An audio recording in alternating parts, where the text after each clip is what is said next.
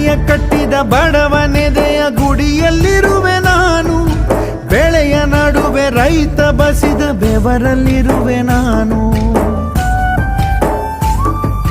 ಕೆಲಸ ನಿನದೆ ಫಲವು ನಿನದೆ ಛಲದ ಒಡೆಯ ನೀನು, ಇದನ್ನು ಮರೆತು ನನಗೆ ನಮಿಸಿ ಶ್ರಮವ ಪಡುವೆ ನೀನು. ಬಿಡು ಮತಗಳ ಜಗಳ, ಇದೇ ಕೆಲಸವು ಬಹಳ, ನನ್ನ ಒಲಿಸಲು ಮರುಳ, ಇರೋ ಮಾರ್ಗವು ಸರಳ.